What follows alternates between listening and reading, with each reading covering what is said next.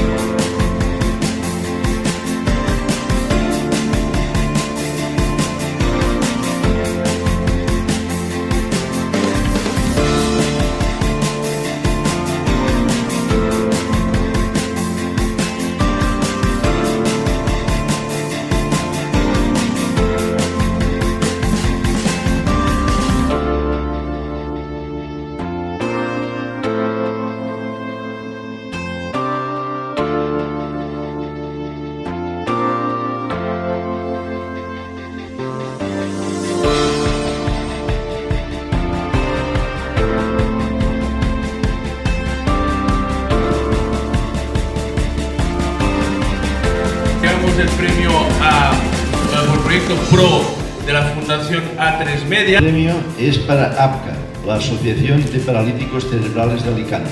Aspace, con el vídeo Nada me lo impedí. El mejor cortometraje documental es para Leo e Carol.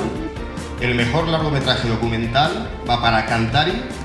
El premio al mejor corto de ficción va para The Sky is Blue Everywhere. Mejor largometraje de ficción para Carte Blanche. El premio del público es para La historia de Jean. Y de repente dice: ¡Chis! ¡Espérate!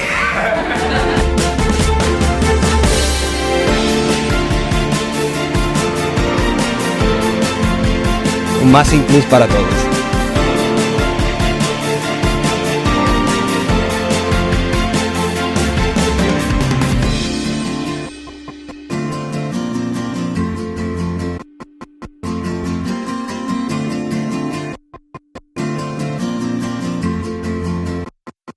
¡Una super acción!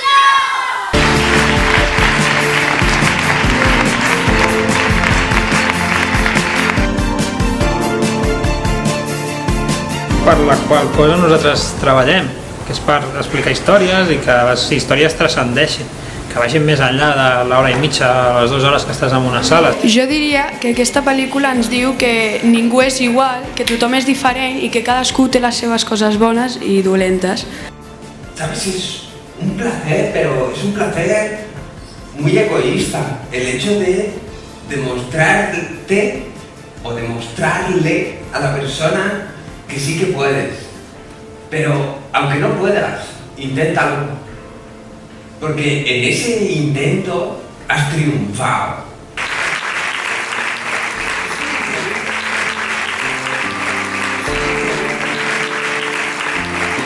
If you don't know anything about the world, you